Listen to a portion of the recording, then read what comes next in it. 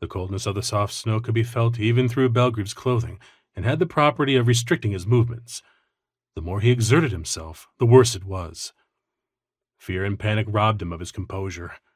With each lungful of dreadfully frosty air, his body refused to obey his will. He broke into a coughing fit. His breathing was so shallow he feared that his lungs had frozen over. He managed to get a grip on his sword, but his hand was completely numb, and he found himself unable to draw it from its sheath. Snowflakes danced through the pearly white sky above, and his eyelashes were weighed down by ice. Even the act of blinking produced a slight throbbing pain. He shouted to rouse himself up. He forcefully raised his trunk, and with his left foot braced against the ground, managed to lift his right knee. "Dad!" his 7-year-old daughter cried out, struggling to wade through the snow to reach his side. Snow children frolicked in the flurry surrounding them, giggling at her endeavor. "Angie, stay back!" Belgrieve commanded, but his voice sounded strangled. His body shivered as though trying to cast off the snow and ice. He exhaled deeply, looking at the being before his eyes.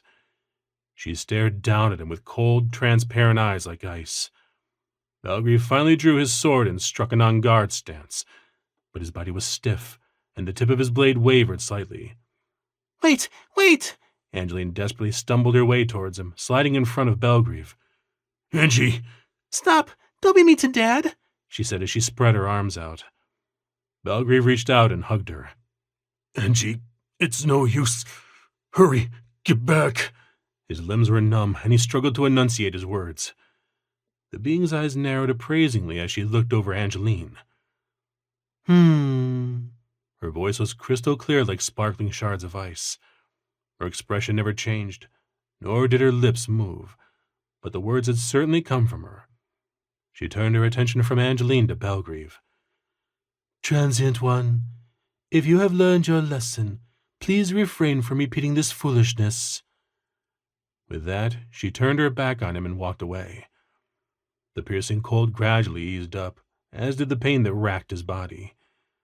With Snow Children still laughing at him, Belgrieve watched her leave dumbfoundedly. "Wait, are you not a fiend?" Her face turned back to him ever so slightly.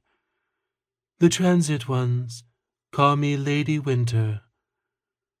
"Lady Winter." The roaring wind scattered snow into the air. Belgrieve shut his eyes against the sudden cold, and he locked Angeline in his embrace to shield her from the brunt of it. By the time the blizzard relented and he opened his eyes again, the woman was already nowhere to be seen. Only the echoing voices of the Snow Children faintly lingered in the cold winter air. Angeline started wide-eyed for a moment before dissolving into sniffling tears and rubbing her face into Belgrieve's chest. Belgrieve gently patted her on the back and wondered if it had all been a dream.